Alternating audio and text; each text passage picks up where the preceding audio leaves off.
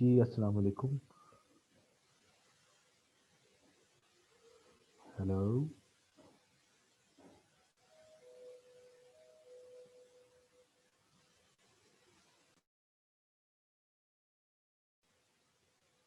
जी, आवाज़ आ रही सबा?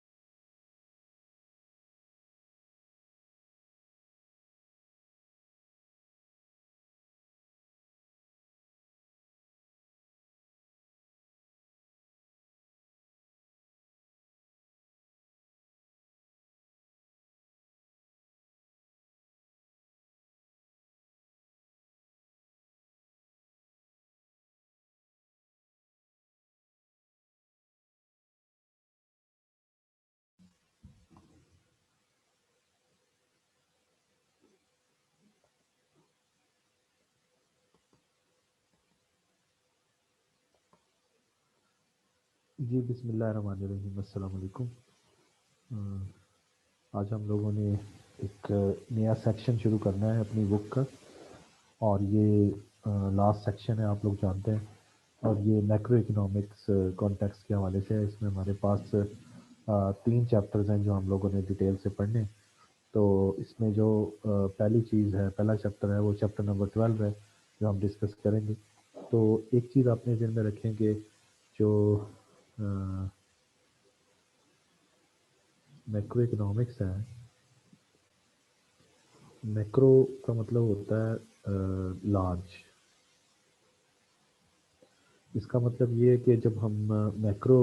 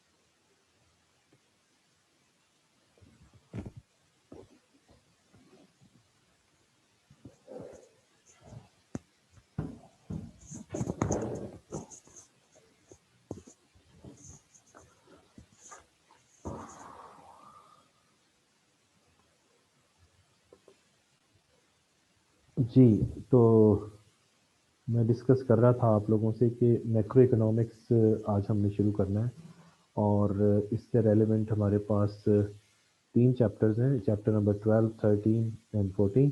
मैक्रो का वैसे मतलब होता है लार्ज, और इससे रेलेवेंट जो हमने कुछ चैप्टर पहले भी पढ़े हैं उन्हें माइक्रो कहते हैं।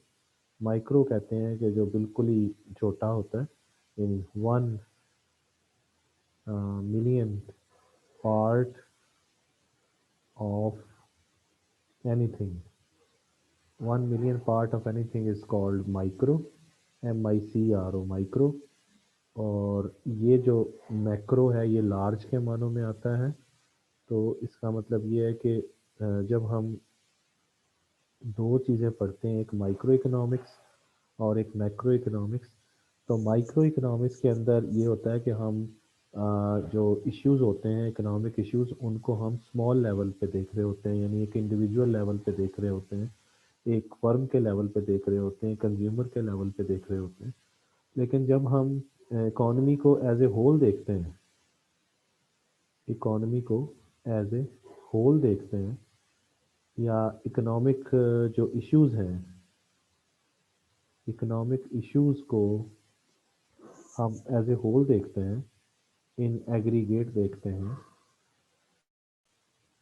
इन एग्रीगेट का मतलब होता है टोटल, तो वो फिर मैक्रो इकोनॉमिक्स बन जाती है। यानी मैक्रो इकोनॉमिक्स के अंदर हम इकोनॉमिक इश्यूज को एट लार्ज देख रहे होते हैं, यानी जैसे अनएम्प्लॉयमेंट का इशू है, या इन्फ्लेशन का इशू है, या पॉवर्टी का इशू है, या इनइक्वालिटी का इश्यूज हैं, तो इनको हम एज ए होल देख रहे होते हैं कंट्री लेवल पे, या इसको हम देख रहे होते हैं इंटरनेशनल लेवल पे, या हम एज ए होल देख रहे होते हैं इसको।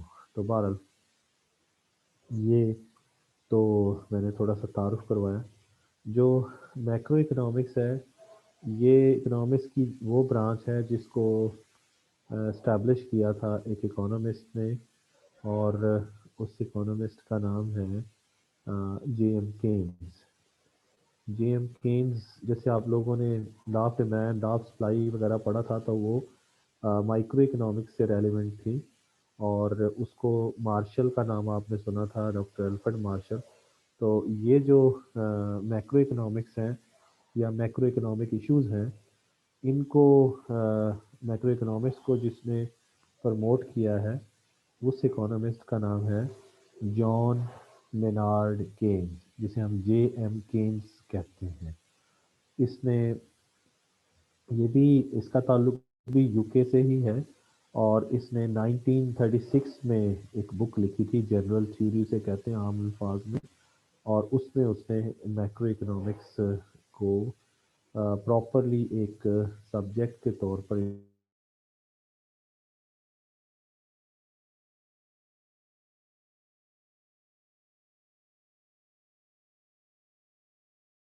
ये आपको बता दिया है कि इसको किन्होंने इंट्रोड्यूस करवाया था। इनका नाम था JM केन्स। तो ये मैक्रो इकोनॉमिक्स के फाउंडर कह लीजिए, इकोनॉमिक्स के नहीं, मैक्रो इकोनॉमिक्स, यानी फाउंडर ऑफ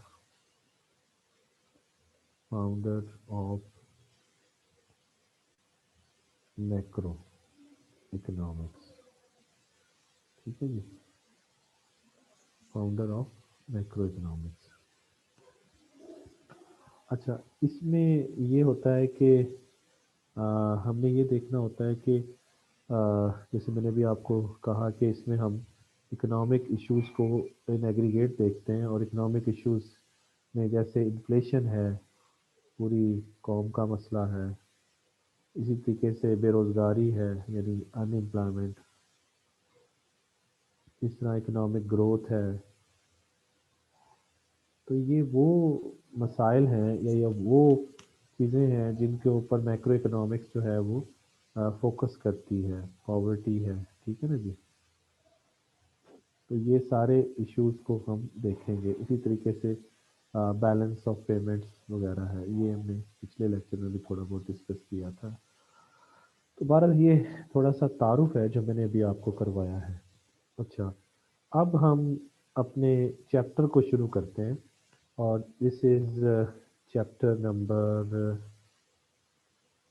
नंबर 12, और इस चैप्टर को हम कहते हैं मैक्रो इकोनॉमिक कॉन्टेक्स्ट 1। तो इसमें जो पहली चीज़ है वो है नेशनल इनकम। नेशनल इनकम, देखिए नेशनल इनकम को पढ़ते हैं, लेकिन आप लोगों को याद होगा कि हमने फैक्टर्स ऑफ प्रोडक्शन पढ़े थे, और वो फैक्टर्स ऑफ प्रोडक्शन में एक था लैंड, एक था लेबर, एक था कैपिटल, और चौथा फैक्टर हमने पढ़ा था एंटरप्राइज। तो ये 4 फैक्टर्स ऑफ प्रोडक्शन पढ़े थे, और आपको ये भी बताया था कि ये चारों फैक्टर्स ऑफ प्रोडक्शन फ्री काम नहीं करते हैं, बल्कि उनकी फैक्टर की क्या है, प्राइसिंग भी होती है। तो लैंड की जो प्राइस होती है उसको हम रेंट कहते हैं। इसी तरीके से जो लेबर की प्राइस है उसे हम वेज कहते हैं। जो कैपिटल की प्राइस है उसे हम इंटरेस्ट कहते हैं। और जो चौथा फैक्टर है एंटरप्राइज, उसकी प्राइस का नाम क्या है, प्रॉफिट। तो ये 4 फैक्टर ऑफ प्रोडक्शन, और चारों की ये क्या है, कीमतें हैं। इन चारों की जो कीमतें हैं इनको हम फैक्टर प्राइसिंग का नाम देते हैं। ठीक है ना जी, ये 4 फैक्टर प्राइसिंग। तो मैक्रो इकोनॉमिक्स के अंदर इन चारों फैक्टर्स ऑफ प्रोडक्शंस को हम नेशन कहते हैं। This is nation. अगर ये नेशन है तो ये जो चारों मुआवजे हैं या फैक्टर प्राइसिंग है, ये चारों क्या है, इनको हम ऐड कर लेते हैं। जब हम इनको ऐड करेंगे तो जो जवाब हमारे पास आएगा उसको हम कहते हैं नेशनल इनकम। तो ये नेशनल इनकम बन गई आपके पास। This is national income. इन चारों को ऐड करने के बाद जो आपके पास आ रहा है, दिस इज नेशनल इनकम। पिछले चैप्टर में हमने इन चारों को जब ऐड किया था तो हमने कहा था कि ये कॉस्ट होती है, यानी rent plus wage plus interest plus profit. तो ये कॉस्ट है। ये कॉस्ट है फर्म के पॉइंट ऑफ व्यू से, फ्रॉम बिजनेस और फर्म्स पॉइंट ऑफ व्यू। लेकिन अगर ये चारों नेशन के ज़िम्मे में आते हैं तो अब नेशन जारी से पता है 4 लोगों से मिलकर बनी है, तो चारों ने अपनी अपनी अर्निंग भी तो बतानी है ना जी। इसने रेंट अर्न किया, लैंड ने, इसने वेज, इसने इंटरेस्ट, और इसने प्रॉफिट। तो इसका मतलब ये हुआ कि जो नेशनल इनकम है, नेशनल इनकम भी यही है, rent plus wage plus interest plus profit. तो ये मैक्रो इकोनॉमिक्स में हम इनको नेशनल इनकम कहते हैं, लेकिन माइक्रो इकोनॉमिक्स में हम इनको कॉस्ट कहते हैं, क्योंकि this is from factors of production income view. यानी जो चारों फैक्टर्स हैं ये उनकी इनकम है ना। रेंट किसकी इनकम है? Rent is the income of land owner. ये वेज किसकी इनकम है? ये इनकम है, इनकम ऑफ द लेबरर। और इंटरेस्ट किसकी इनकम है? Income of the capital owner. और ये किसकी इनकम है? Profit is the income of entrepreneur. समझ गए ना? तो इसका मतलब ये कि ये फैक्टर प्राइसिंग भी है और ये इनकम भी है। इनकम किसकी? फैक्टर इनकम भी है। इनको हम फैक्टर इनकम भी कहते हैं। तो फैक्टर इनकम कह लीजिए या फैक्टर प्राइसिंग।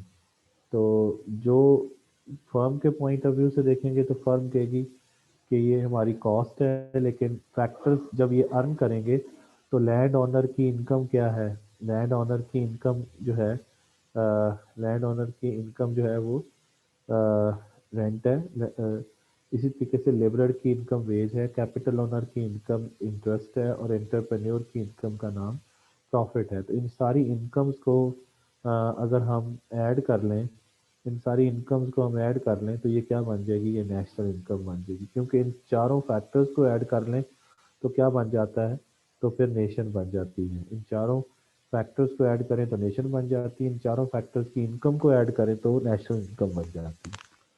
तो नेशनल इनकम समझ आ गया आपको। तो नेशनल इनकम का मतलब है कि आप ये कह सकते हैं कि factor pricing is called national income, factor pricing is called national income, ये आप कह सकते हैं। ठीक है जी। इसके अलावा जब हम ये कहते हैं कि नेशनल इनकम का जो नेशनल इनकम का जो कॉन्सेप्ट है वो हमेशा हम डिस्कस करते हैं, नेशनल इनकम का कॉन्सेप्ट वो डिस्कस करते हैं हम हमेशा एक साल के लिए, फॉर 1 ईयर। इसका मतलब ये है कि एक साल के अरसे में, एक साल के अरसे के अंदर एक मुल्क के अंदर ये चारों फैक्टर्स कितनी इनकम जनरेट होती है इनकी, तो ये उनकी क्या बन जाएगी, नेशनल इनकम। तो नेशनल इनकम का ताल्लुक एक साल से होता है, और इसको हम, उस साल को हम फाइनेंशियल ईयर कहते हैं।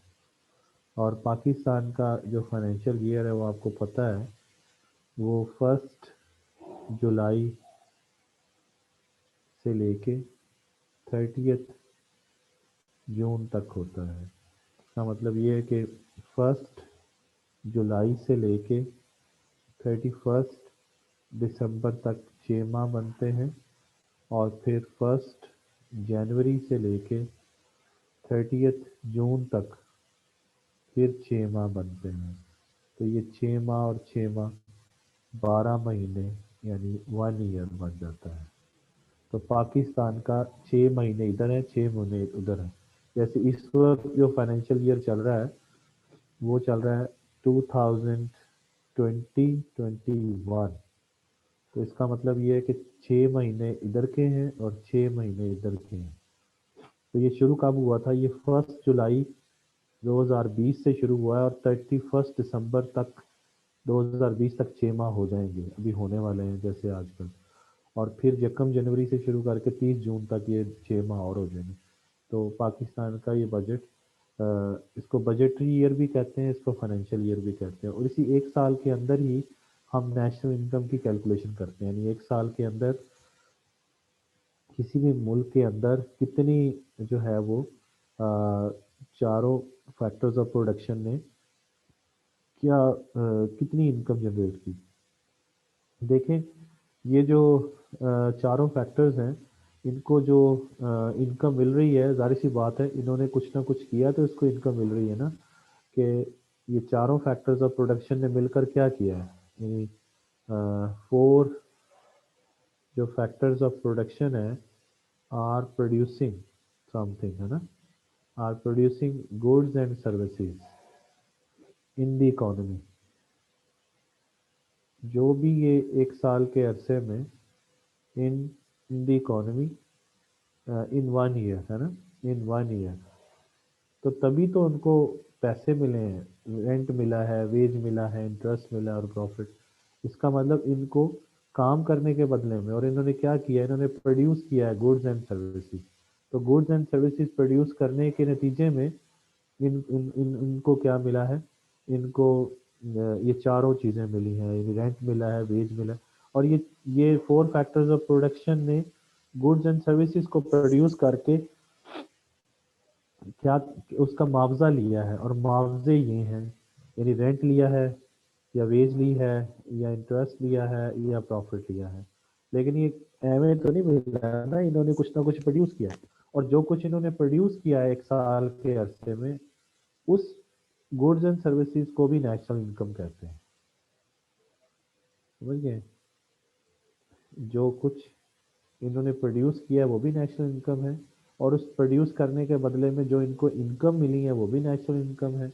और जो ये इन इन चीज़ों को खर्च कर देंगे, अपनी जो इनकम को खर्च करेंगे, तो वो खर्च भी तो इन्हीं गुड्स एंड सर्विसेज को खरीदने पे कर देंगे ना, तो वो जो खर्च होगा वो भी नेशनल इनकम कहलाएगा। यानी इसका मतलब ये है कि एक्चुअली इसे हम कहते हैं national income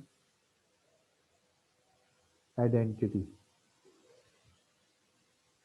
national income identity ये होता है कि नेशनल इनकम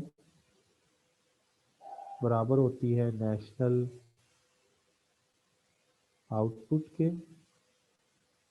और ये बराबर होती है नेशनल एक्सपेंडिचर के।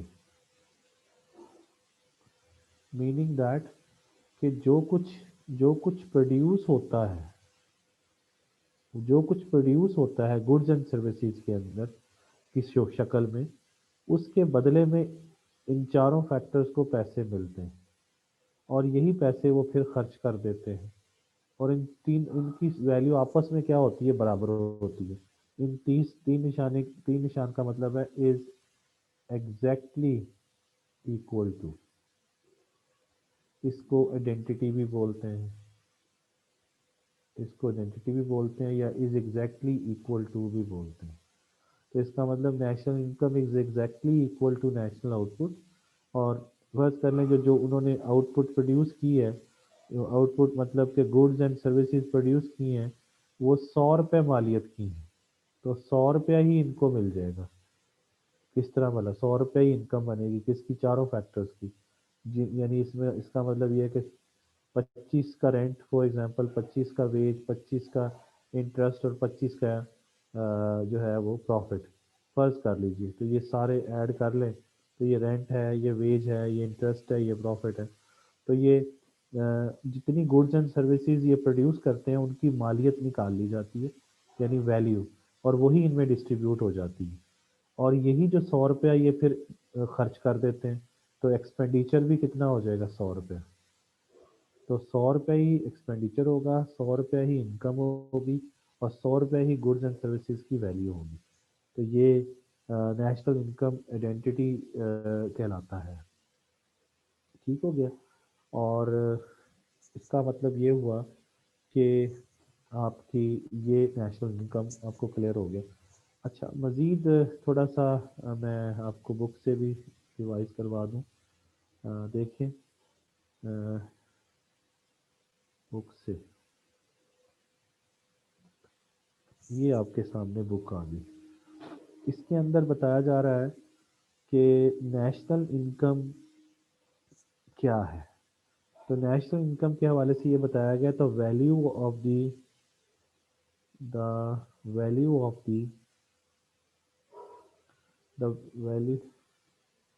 The value of the goods and services produce in an economy during the year. एक साल के अरसे में जितनी भी गुड्स एंड सर्विसेज की वैल्यू होती है, वैल्यू कैसे निकालते हैं?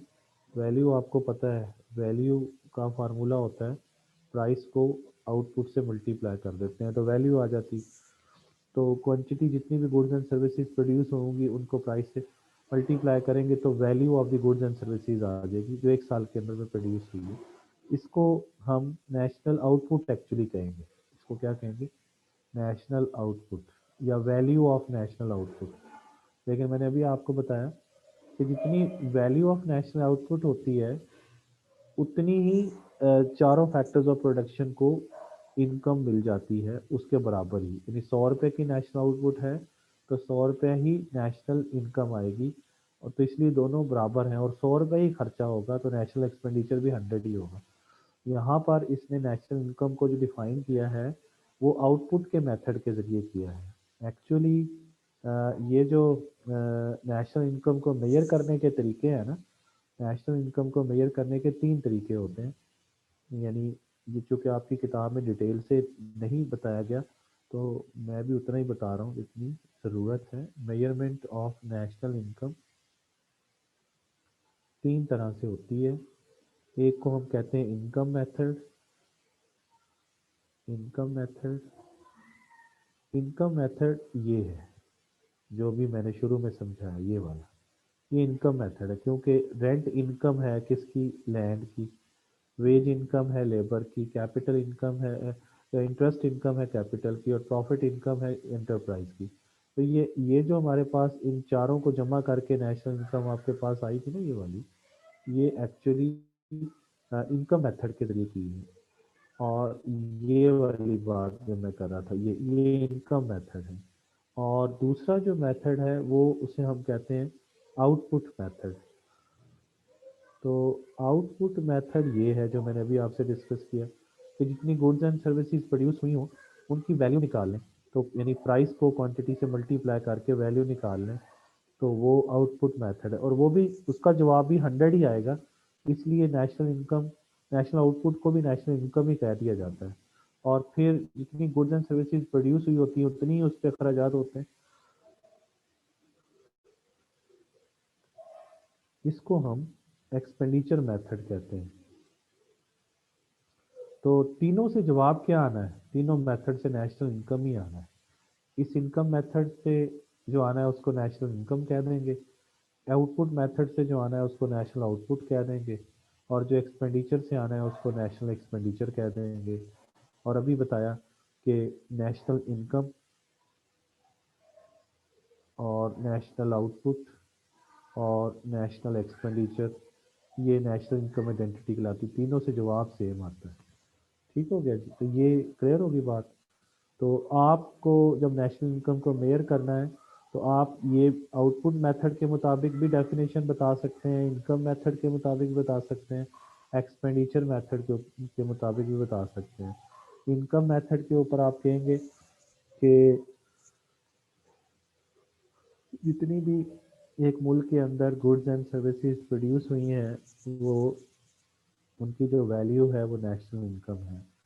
और आउटपुट मेथड के अंदर, सॉरी, ये आउटपुट मेथड, और जितनी भी गुड्स एंड सर्विसेज को प्रोड्यूस करके जो चारों फैक्टर्स को इनकम मिली है उनको ऐड कर लें, यानी रेंट, वेज, इंटरेस्ट और प्रॉफिट को, तो ये इनकम मेथड है।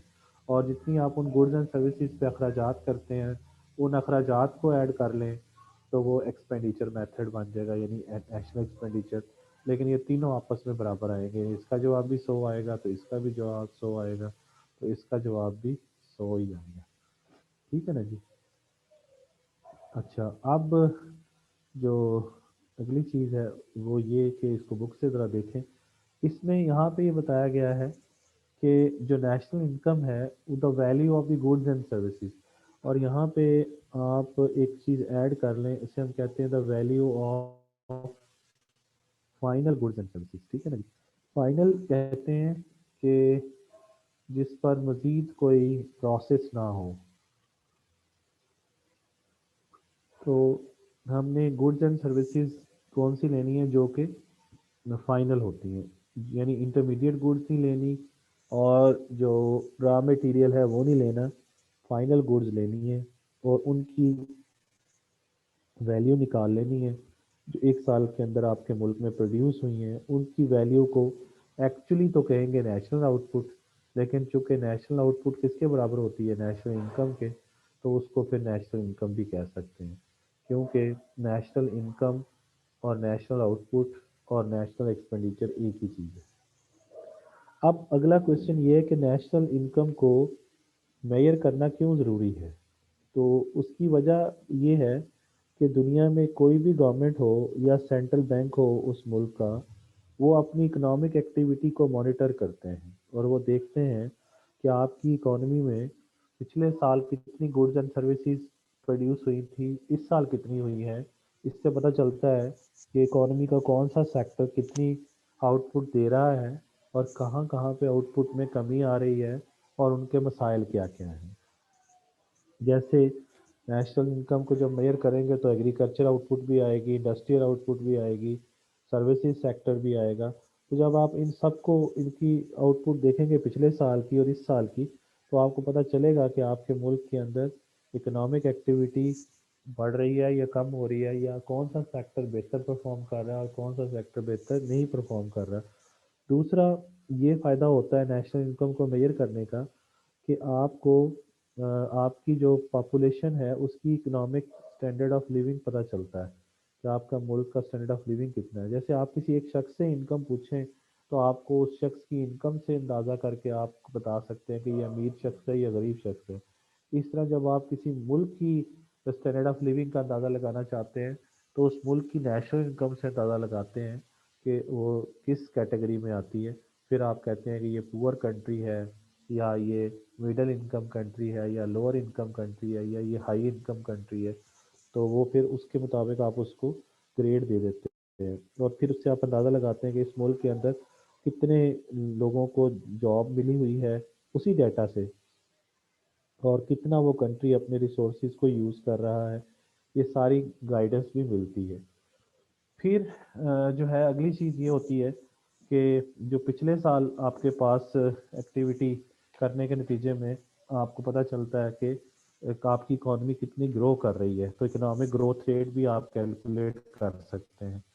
यानी जो कि एनुअल चेंज होता है नेशनल इनकम के अंदर, तो उसे हम रेट ऑफ इकोनॉमिक ग्रोथ कहते हैं। ये भी कैलकुलेट कर सकते हैं आप लोग। तो इकोनॉमिक ग्रोथ, अगर आप इकोनॉमिक ग्रोथ को कैलकुलेट करना चाहते हैं तो एक्चुअली वो आप कर सकते हैं। उसका तरीका ये है कि आप उसका परसेंटेज चेंज निकाल लेंगे किसका, अपनी आउटपुट का। तो आप ये देखते हैं कि आउटपुट, देखते हैं आप output in the current time period, और फिर माइनस आप करते हैं output in the previous time period divided by output in previous time period into 100।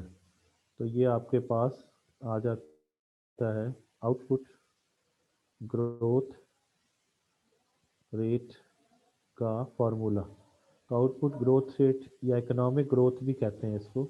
Output growth या आप इकोनॉमिक ग्रोथ रेट का अगर कैलकुलेट, इकोनॉमिक ग्रोथ रेट अगर कैलकुलेट करना चाहते हैं तो टी, टी का मतलब है करंट टाइम पीरियड या करंट ईयर, करंट टाइम या current year. T minus one का मतलब है प्रीवियस टाइम पीरियड।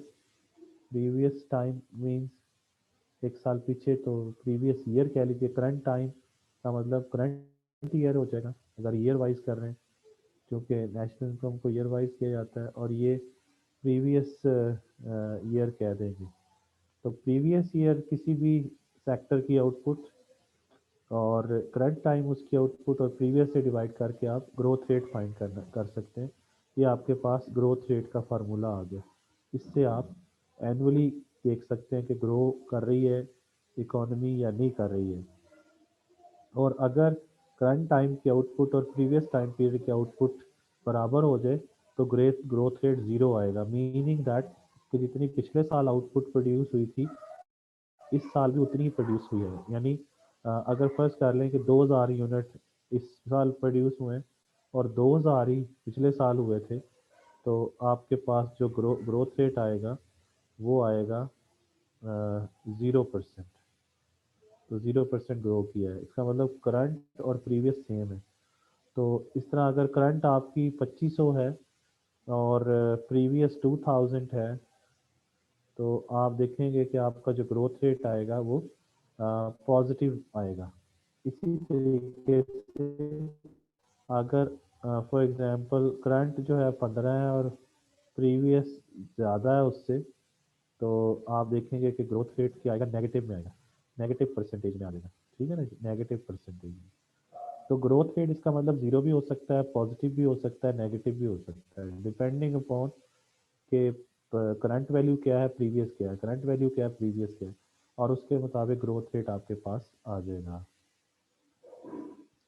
अच्छा, अब दोबारा किताब पे आए, यही मैं बता रहा हूँ कि annual change in the national income in is called rate of economic growth of the country. तो ये आप एनुअल चेंज निकाल लेंगे। एनुअल चेंज का मतलब एनुअल परसेंटेज चेंज, तो वो मैंने अभी आपको बता दिया। आउटपुट का मतलब नेशनल इनकम कह लीजिए, ठीक है ना जी। तो वो भी आप कर सकते हैं, मतलब national income in current time period minus national income in t minus 1 previous time period divided by national income t minus 1 into 100। तो ये आ जाएगा नेशनल इनकम ग्रोथ रेट। तो जो भी आप ग्रोथ रेट निकालना चाहें वो आप निकाल सकते हैं। उसका फार्मूला सिंपल सा ये है, current value minus previous value divided by previous value into 100। तो आपके पास परसेंटेज चेंज निकाल लेंगे। जैसे जो जो फार्मूला परसेंटेज चेंज का होता है वही फार्मूला आप अप्लाई कर सकते हैं, ठीक है जी। उसके बाद आगे चलें तो नेशनल इनकम के डिफरेंट एग्रीगेट्स भी होते हैं। एक को हम जीडीपी कहते हैं और एक को हम जीएनपी कहते हैं। अब ये दोनों समझाता हूँ मैं आपको, ठीक है जी।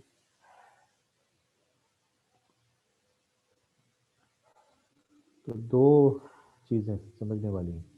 एक को हम कहते हैं ग्रॉस डोमेस्टिक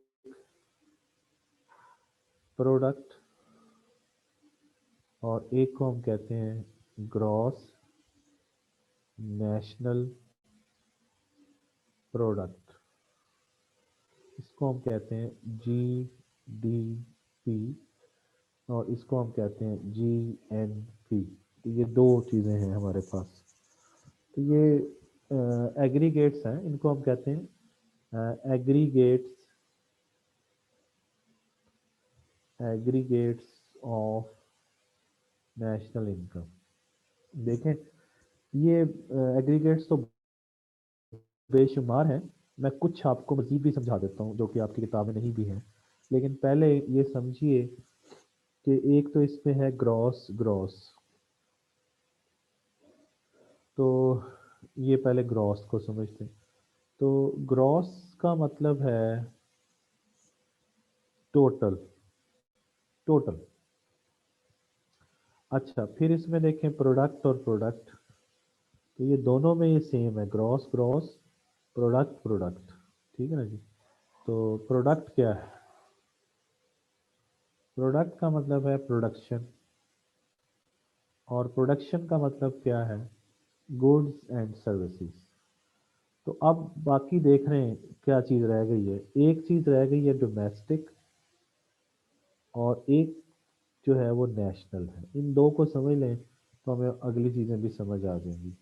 देखें, डोमेस्टिक का ताल्लुक जो है वो रेजिडेंस से है और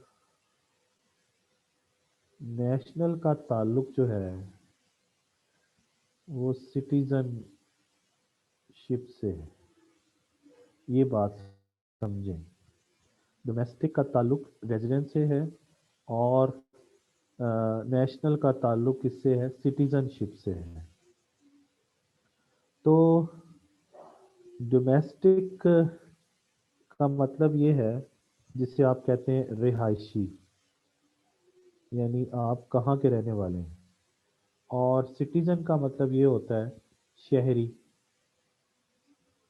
शहरी का मतलब ये होता है कि आप लीगल इनहेबिटेंट हैं of a country.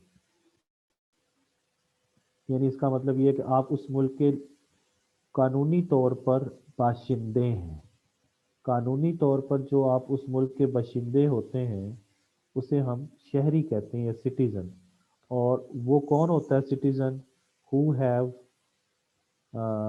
National identity card with himself और हर सेल्फ।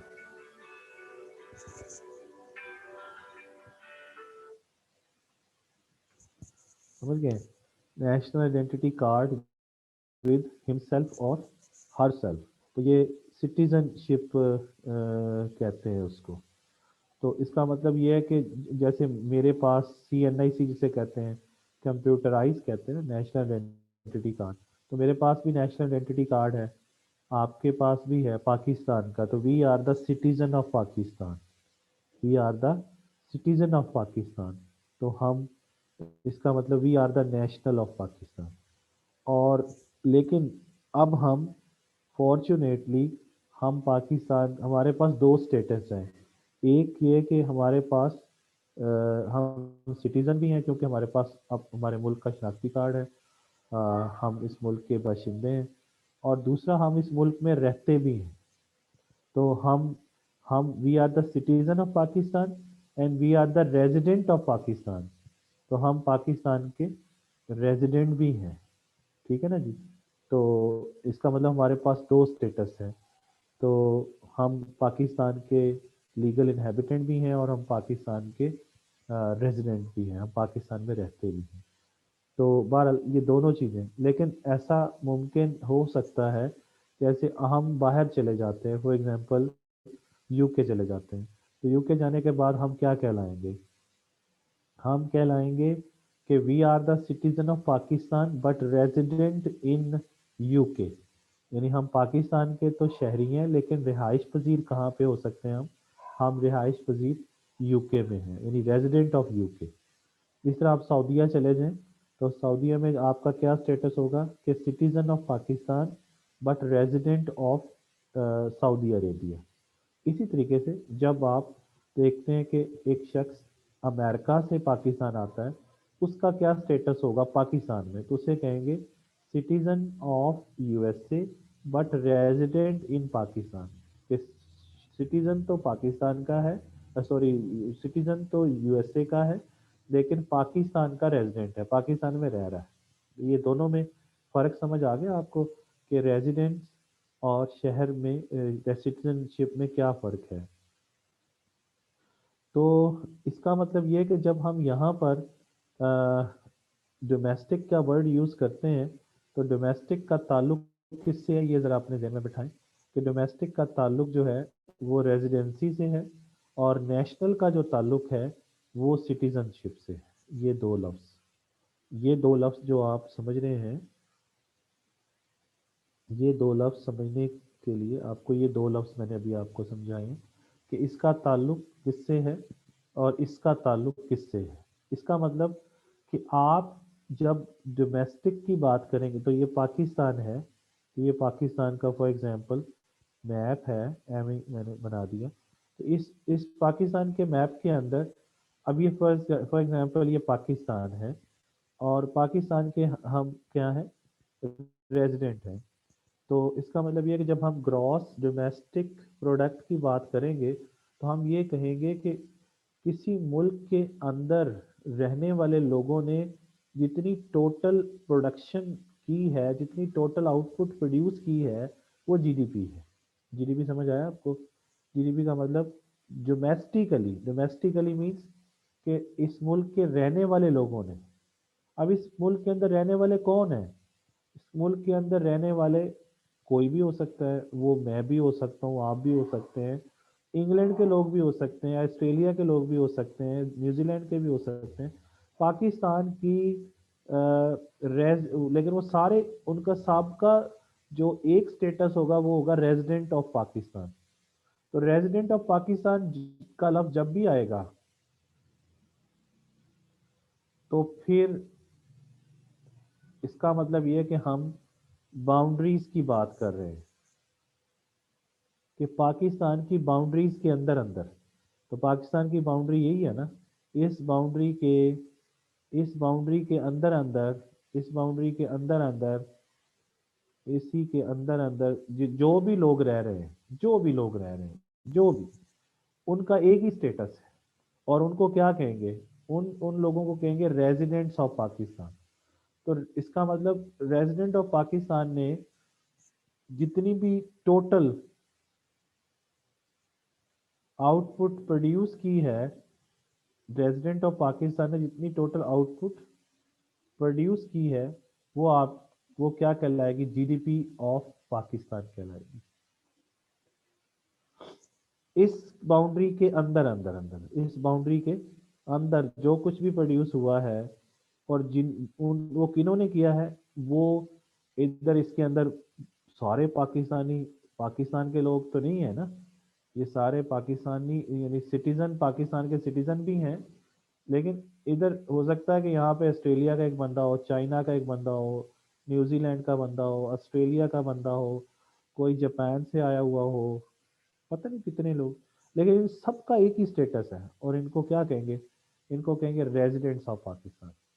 इसका मतलब जब पाकिस्तान की बाउंड्रीज के अंदर, बाउंड्रीज ऑफ पाकिस्तान के अंदर जो कुछ भी प्रोड्यूस हुआ है, वो करने वाले कौन है, उन्हें कहेंगे प्रेसिडेंट ऑफ पाकिस्तान, चाहे उनमें सिटीजन ऑफ पाकिस्तान भी शामिल हैं। लेकिन हम किसकी बात कर रहे हैं, रेजिडेंट ऑफ पाकिस्तान ने जो कुछ प्रोड्यूस किया है। तो जब भी रेजिडेंट ऑफ पाकिस्तान की बात आएगी तो बाउंड्रीज की बात आएगी, बॉर्डर्स की बात आएगी, पाकिस्तान के बॉर्डर के अंदर, उसे हम जीडीपी कहेंगे। ठीक है ना जी, जीडीपी समझ आ गया आपको। तो नेशनल जीडीपी का ताल्लुक किससे है, रेजिडेंसी से। तो जब रेजिडेंसी की बात आएगी तो पाकिस्तान की टेरिटरी की बात आएगी, इलाके की बात आएगी। तो इस इलाके के अंदर उसकी बाउंड्रीज होंगी, उसका बॉर्डर होगा, उस बॉर्डर के अंदर जो भी लोग हैं वो पाकिस्तान के रिहायशी हैं, वो पाकिस्तान के रिहायशी हैं, चाहे उसका ताल्लुक खुद पाकिस्तान से, पाकिस्तान के वो शहरी भी हो सकते हैं, वो पाकिस्तान के शहरी नहीं भी हो सकते, क्योंकि वो पाकिस्तान के शहरी नहीं है तो वो देखें, जैसे ये है, ये पाकिस्तान का शहरी नहीं है, ये पाकिस्तान का शहरी नहीं है, ये पाकिस्तान का शहरी नहीं है, ये पाकिस्तान का शहरी नहीं है, ये भी नहीं है। लेकिन जब ये नहीं है, लेकिन ये यहाँ पर तो पाकिस्तान के सिटीजन की तो बात ही नहीं हो रही, यहाँ पे किसकी बात हो रही, यानी ये जो न्यूजीलैंड का बंदा इधर है, ये चाइनीज यहाँ पे काम कर रहे हैं पाकिस्तान में कि नहीं कर रहे, जापान के लोग हैं, ऑस्ट्रेलिया के लोग हैं, ये सारे, ये ये सारे लोग क्या कहलाएंगे, ये सारे लोग पाकिस्तान के रेजिडेंट्स कहलाएंगे। तो रेजिडेंट जो कुछ भी मुल्क के अंदर प्रोड्यूस करते हैं वो जीडीपी कहलाती है, क्योंकि रेजिडेंसी का ताल्लुक किससे है, डोमेस्टिक से है। रेजिडेंस का ताल्लुक किससे, डोमेस्टिक से, ये बात समझें। और डोमेस्टिक का ताल्लुक किससे है, बाउंड्री से है। और नेशनल का ताल्लुक सिटीजनशिप से है। सिटीजनशिप के लिए बाउंड्री का वर्ड नहीं आता है। जैसे अगर मैं कहूँ कि पाकिस्तान के सिटीजन ने जो कुछ प्रोड्यूस किया है, वो पाकिस्तान की क्या कहलाएगी, पाकिस्तान की जीएनपी कहलाएगी। ये क्या कहलाएगी, पाकिस्तान की, ये पाकिस्तान की जीएनपी कहलाएगी। ठीक है ना जी। तो नेशनल और डोमेस्टिक का वर्ड समझने की जरूरत है। तो नेशनल का ताल्लुक मैंने अभी बताया किससे है, वो सिटीजनशिप से है, और डोमेस्टिक का ताल्लुक किससे है, रेजिडेंसी से है। ठीक है ना जी। तो मैं कहूँ कि पाकिस्तान के सिटीजन ने जो टोटल, यानी gross means total output produce की है, तो वो जीएनपी है, तो ये बात ठीक होगी। और अगर मैं कहूँ कि पाकिस्तान के जो रेजिडेंट्स ने जो टोटल आउटपुट प्रोड्यूस की है, वो पाकिस्तान की जीडीपी है, तो ये बात भी ठीक होगी। ठीक है ना। तो इसका मतलब ये हुआ कि total output produced by citizen of Pakistan. और दूसरी चीज मैं क्या कहूँगा, total output produced by resident of Pakistan, इसको मैं कहूँगा जीएनपी, और इसको मैं कहूँगा जीडीपी। समझ गए। अब आप इसको मजीद समझ लीजिए। देखें, अब फॉर एग्जांपल ये ऑस्ट्रेलिया है, ये क्या है, ऑस्ट्रेलिया, ये न्यूजीलैंड है। तो ये मैंने दो तीन मुल्क ले लिए हैं दुनिया के। अब ऑस्ट्रेलिया के अंदर, ऑस्ट्रेलिया की बाउंड्री के अंदर, ये ऑस्ट्रेलिया की बाउंड्री है सारी, ये ऑस्ट्रेलिया की बाउंड्री है ये सारी, ये जिसको मैंने हाईलाइट किया है, इसके अंदर जो कुछ भी प्रोड्यूस होगा वो क्या कहलाएगा, वो ऑस्ट्रेलिया की जीडीपी कहलाएगा। इस तरह न्यूजीलैंड की बाउंड्री के अंदर जो कुछ भी प्रोड्यूस हो रहा है वो न्यूजीलैंड की क्या कहलाएगी, जीडीपी कहलाएगी। ये इसमें कोई शक तो नहीं है ना। तो इसका मतलब बाउंड्रीज के अंदर जो लोग भी रह रहे हैं, अब ऑस्ट्रेलिया की बाउंड्री के अंदर ऑस्ट्रेलियन तो नहीं सारे रह रहे होंगे ना, ये ऑस्ट्रेलियन है सारे जो रह रहे हैं, लेकिन इसमें पाकिस्तानी भी हैं, इसमें इंडियन भी हैं, है ना, इसमें जापान के लोग भी आए हुए हैं, इसमें जो है वो यूएसए के लोग भी आए हुए हैं। तो लेकिन इन सब का यहाँ पे स्टेटस क्या है ऑस्ट्रेलिया के अंदर, they are called residents of Australia. Resident of Australia जो भी हैं वो सारे क्या कहलाएंगे, उनकी जो आउटपुट होगी वो ऑस्ट्रेलिया की जीडीपी कहलाएगी। ये समझ गए। इसी तरीके से न्यूजीलैंड के अंदर भी न्यूजीलैंड के अपने बंदे भी होंगे और दुनिया के भी बंदे काम कर रहे होंगे। अब फर्ज कीजिए कि अब हम जब पाकिस्तान की जीएनपी की बात करेंगे तो पाकिस्तान की जीएनपी में ये सारी जीडीपी तो शामिल होगी, लेकिन पाकिस्तान के लोग यहाँ पर भी तो मौजूद हैं, जैसे ये पाकिस्तानी यहाँ पे मौजूद है, ये सारे पाकिस्तानी है, ये वाले, ये इसको मैंने हाईलाइट किया है, ये पाकिस्तानी है जो ऑस्ट्रेलिया में काम कर रहे हैं, ये रेड वाला सर्कल बहुत बड़ा है। अब ये यहाँ से पाकिस्तानी, ये पाकिस्तानी क्या करते हैं, कमाई करके इधर भेजते हैं पाकिस्तान, ये नहीं भेजते। और इसी तरीके से ये जो ऑस्ट्रेलिया के लोग हैं, ये ऑस्ट्रेलियन, ये ऑस्ट्रेलियन, ये दोनों ऑस्ट्रेलियन, ये कहाँ भेज रहे हैं अपनी इनकम, अपने मुल्क में भेज रहे हैं, ये चीज़ चलती है। मैंने पाकिस्तान और ऑस्ट्रेलिया का आपको एक कंपैरिजन करके दिखाया। इसका मतलब ये है कि जब हम पाकिस्तान की जीएनपी की बात करेंगे तो हम कहेंगे पाकिस्तान के सिटीजन ने जो कुछ प्रोड्यूस किया, तो पाकिस्तान के सिटीजन तो पाकिस्तान के अंदर भी रहते हैं और पाकिस्तान के बाहर भी रहते हैं। ये पाकिस्तान के बाहर देखें, ऑस्ट्रेलिया में भी रहते हैं, न्यूजीलैंड में भी रहते हैं और पूरी दुनिया में भी रहते हैं वो। तो पूरी दुनिया में जितने भी पाकिस्तानी फैले हो, अब पाकिस्तान की बाउंड्री नहीं रही अब यहाँ पे। जब सिटीजन की बात करेंगे तो बाउंड्री खत्म हो जाएगी, तो फिर बाउंड्री भी आ जाएगी, यानी पाकिस्तान की बाउंड्री के अंदर पाकिस्तान के सिटीजन रहते हैं और पाकिस्तान की बाउंड्री से बाहर भी दुनिया में कहीं पे पाकिस्तानी रहते हैं। तो जहां जहां भी पाकिस्तानी है, पाकिस्तान के अंदर और पाकिस्तान के बाहर, और वो जो मिलकर जितनी भी टोटल आउटपुट एक साल में प्रोड्यूस कर रहे हैं वो पाकिस्तान की जीएनपी कहलाएगी।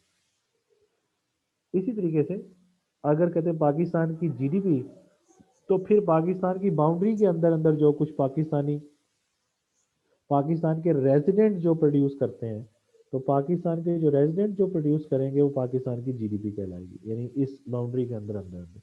ये जो बाउंड्री आपको नज़र आ रही है सारी, ये सारी बाउंड्री के अंदर रहते हुए जो कुछ भी प्रोड्यूस हो रहा है पाकिस्तान की जीडीपी। ठीक हो गया। तो यहाँ तक मेरा ख्याल है कुछ बात समझ में आ गई होगी।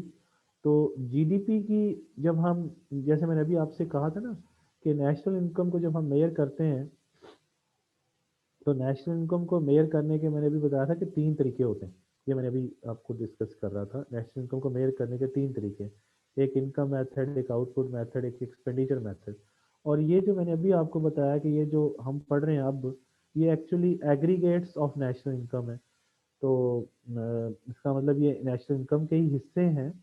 तो इसका मतलब इनको मेजर करने के भी फिर तीन तीन तरीके होंगे, यानी जीडीपी भी तीन तरीकों से मेजर होगी, इनकम मेथड, एक्सपेंडिचर मेथड और आउटपुट मेथड। इस तरह जीएनपी भी तीन तरीकों से मेजर होगी। तो इन सब के तीन तीन जो है वो मेथड है जिनसे ये मेजर हो जाते हैं। ठीक है ना जी। और अगर अब हम जीडीपी को मेजर करें तो जीडीपी की जो इक्वेशन है एक्चुअली वो है सी प्लस आई प्लस जी प्लस एक्स माइनस एम। ये है इक्वेशन जीडीपी की, जो मैं आपको समझा रहा हूँ। अब इसको ज़रा समझिए कि ये जीडीपी की मेजरमेंट मैंने की है। जैसे जीडीपी की मैंने कहा नेशनल इनकम की मेजर तीन तरीकों से होती है, इनकम, एक्सपेंडिचर और आउटपुट मेथड से। ये जीडीपी की मेजरमेंट मैंने की है एक्सपेंडिचर मेथड से, क्योंकि सी का क्या मतलब है, सी का मतलब है कंजम्पशन एक्सपेंडिचर, और आई का मतलब है इन्वेस्टमेंट एक्सपेंडिचर, और जी का मतलब है गवर्नमेंट स्पेंडिंग, और एक्स का मतलब है एक्सपोर्ट्स, और एम का मतलब है इंपोर्ट्स। तो ये समझ गए। तो एक्चुअली ये सारे क्या है, ये सारे एक्सपेंडिचर्स हैं, ये भी एक्सपेंडिचर है, ये भी एक्सपेंडिचर है, ये गवर्नमेंट का है। एक्सपोर्ट भी एक्सपेंडिचर होता है और इंपोर्ट भी एक्सपेंडिचर होता है। Export actually foreigners expenditure on local goods and services होता है, और इंपोर्ट जो होता है वो local expenditure on foreign goods and services होता है। तो ये एक्सपोर्ट और इंपोर्ट भी क्या है, ये एक्सपेंडिचर है। ये मैंने पिछले लेक्चर में भी बताया था। तो इसका मतलब ये सारे एक्सपेंडिचर्स हम ऐड करते हैं तो आपके पास जीडीपी बन जाती है। ये जीडीपी की क्या है, इक्वेशन है। अब अगर हम यहाँ पे जी एन पी की इक्वेशन बनाए, तो जी एन पी की इक्वेशन होती है GDP plus net factor income from abroad. अब ये जी एन पी की इक्वेशन है। इसका मतलब ये है कि net factor income from abroad, देखिए net factor income from abroad का मतलब क्या है, इसे हम कहते हैं N F I. Net factor income from abroad का मतलब है factor income received from abroad minus factor income payments to abroad. समझ गए, ये आ जाएगी net factor income from abroad. यानी जो फैक्टर इनकम आप बाहर से अर्न करते हैं माइनस जो फैक्टर इनकम आप बाहर के लोगों को देते हैं। जिस इसको ऐसे समझ लीजिए कि ये जो पाकिस्तान के लोग हैं, ये अगर पाकिस्तान और ऑस्ट्रेलिया की एग्जांपल सामने रख लें, तो ये जो ये ऑस्ट्रेलिया के अंदर ये जो पाकिस्तानी लोग ये कमाई करके इधर पाकिस्तान भेज रहे हैं, इसे हम कहते हैं नेट, इसे हम कहते हैं फैक्टर इनकम फ्रॉम अब्रॉड। नहीं समझ आई, जो यानी अब्रॉड से जो पाकिस्तान में इनकम आ रही है। और जब ये ऑस्ट्रेलिया के लोग अपने मुल्क में ये भेजते हैं इनकम, तो इसे हम कहते हैं फैक्टर इनकम। ये देखें भेज रहे हैं, ये भेज रहे हैं, भेज रहे हैं, भेज रहे हैं, ये ऑस्ट्रेलिया में पहुंच गए पैसे, तो इसे हम कहते हैं फैक्टर इनकम टू अब्रॉड। जो आपके मुल्क से उनके लोग आके कमाइयाँ करके आप अपने मुल्क में भेजते हैं, और आपके मुल्क के लोग दुनिया में जाके अपने मुल्क में भेजते हैं, इन दोनों का फ़र्क निकाल लें तो इसे हम कहते हैं एन एफ आई। ये समझ गए, एन एफ आई समझ आएगा। यानी आपके लोग, यानी फर्ज करें पाकिस्तान के लोग ऑस्ट्रेलिया में जाके $100 पाकिस्तान में भेजते हैं, और जो ऑस्ट्रेलिया के लोग पाकिस्तान में आके $50 ऑस्ट्रेलिया को वापस भेजते हैं, तो पाकिस्तान को कुछ फ़ायदा हुआ है ना। कितना फ़ायदा हुआ पाकिस्तान को, $50 का। क्योंकि $100 हमारे लोगों ने वहाँ से भेजा कमा के, और उनके लोगों ने कितना भेजा, 50 पाकिस्तान को बच गया। तो ये भी हो सकता है कि $100 हमारे लोग भेजें बाहर से, और इधर उनके लोग आके हमारे मुल्क में कमाइयाँ करें और $100 ही वापस भेज दें, तो आपकी नेट फैक्टर इनकम ज़ीरो हो जाएगी। इसी तरीके से ये भी मुमकिन है कि $100 जो है वो $100 जो है पाकिस्तानी कमा के भेजे हैं पाकिस्तान में, और उनके लोग जो है पाकिस्तान में आके कमाई करें और $150 भेज दें पाकिस्तान से अपने मुल्क में, तो पाकिस्तान से पैसा चला जाएगा, $50 माइनस में चला जाएगा। तो नेट फैक्टर इनकम ज़ीरो भी हो सकती है, प्लस में भी हो सकती है, माइनस में भी हो सकती है, ज़ीरो भी हो सकती है। तो net factor income from abroad add करेंगे तो वो आपके पास क्या आ जाएगी, इधर आ जाएगी। अब यहाँ पे इसका मतलब ये है कि इसको मैंने क्या कहा है, नेट फैक्टर इनकम। तो अब ये देखना पड़ेगा कि if net factor income is zero, अगर ये ज़ीरो होगी तो फिर जीडीपी और जीएनपी सेम हो जाएंगे। ठीक है ना जी। कैसे भला? अगर नेट फैक्टर इनकम पॉजिटिव होगी तो फिर जीएनपी जीडीपी से बड़ी होगी, और अगर नेट फैक्टर इनकम नेगेटिव होगी तो फिर जीएनपी छोटा होगा जीडीपी से।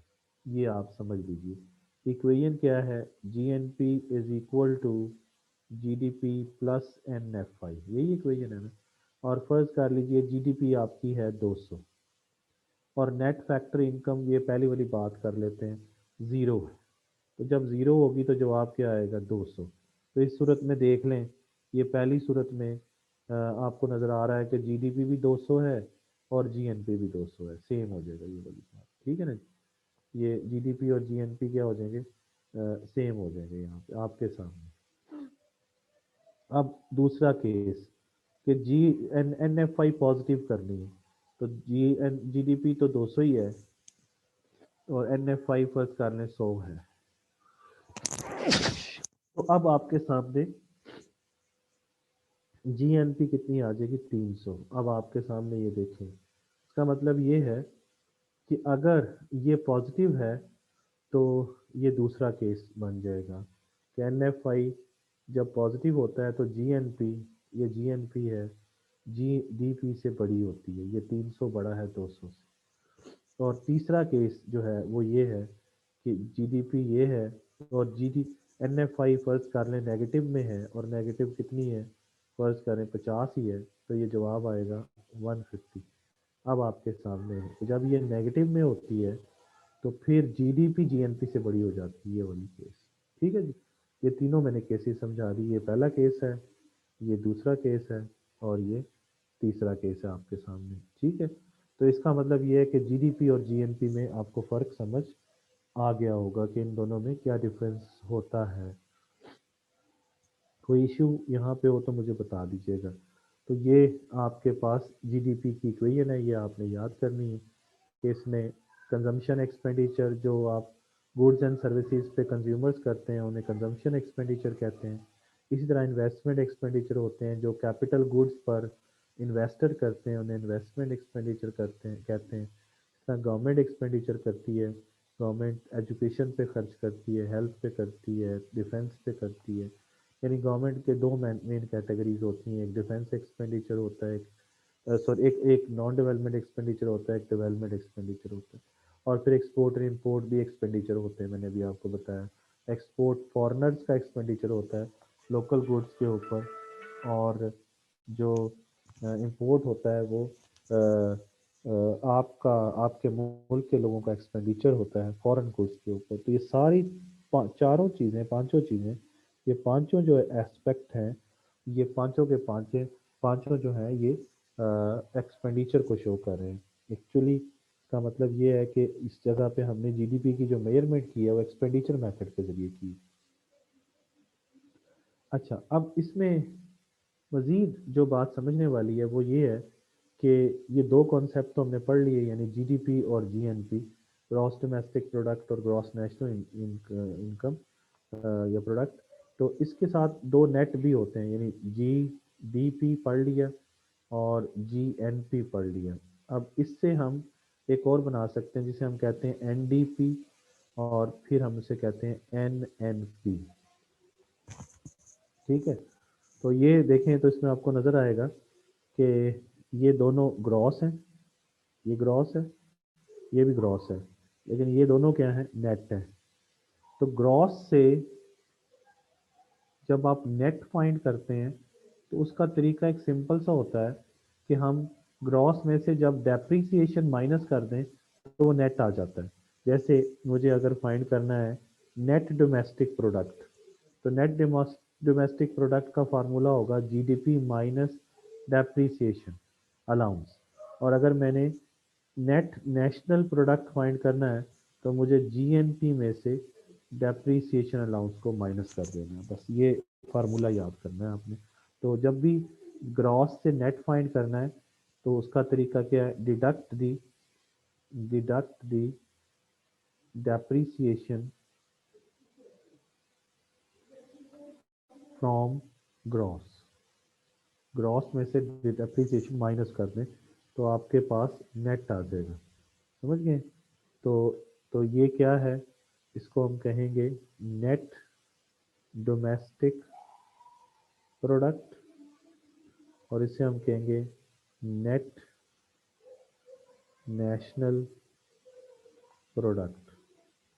ठीक हो गया जी।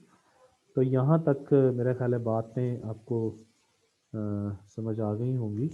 तो मैंने अभी आप लोगों को कोई कुछ चीज़ें समझाने की कोशिश किया है। तो अभी बाकी इंशाल्लाह ताला कल डिस्कशन करेंगे मज़ीद भी।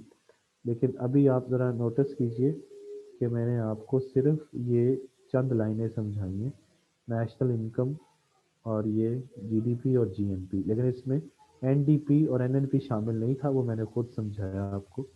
अच्छा, इसमें ज़रा देखें तो जीडीपी की इसने जो डेफिनेशन की है, इसने कहा कि this is the measure of the value, value of the goods and service, value के ऊपर यहाँ फाइनल लाजमी लिखें, फाइनल गुड्स एंड सर्विसेज। ये इसने जीडीपी की जो मेजरमेंट की हुई है, वो कह रहा है कि जो final goods and services with in the country boundaries, जो कंट्री की बाउंड्री में जो प्रोड्यूस हुई है उसे जीडीपी कहेंगे। ठीक है ना जी।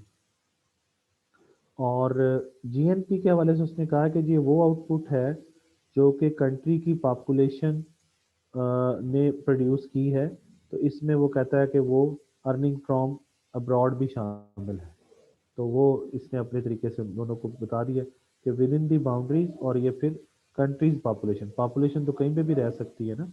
तो मैंने रेजिडेंसी और सिटीजनशिप का आपको कॉन्सेप्ट दिया है। और ये जो जीडीपी है ये आउटपुट और एम्प्लॉयमेंट का इंडेक्स है, और ये वेल्थ और स्टैंडर्ड ऑफ लिविंग का इंडेक्स है।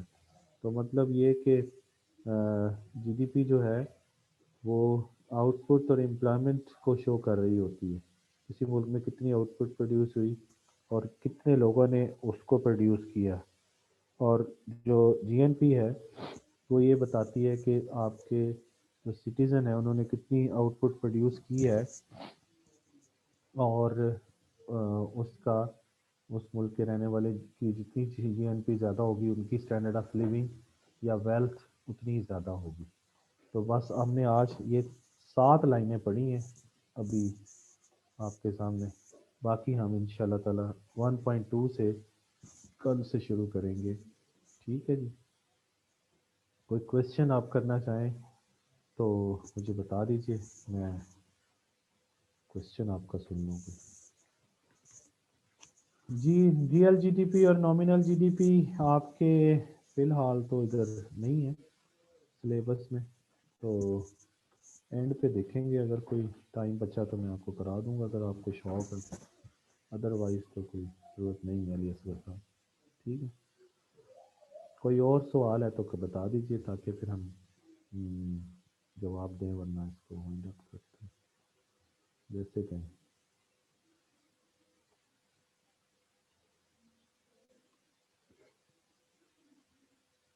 कोई क्वेश्चन और है तो बता दीजिए। कोई क्वेश्चन नहीं है, ठीक है जी। ओके जी, अल्लाह हाफिज़। Thank you.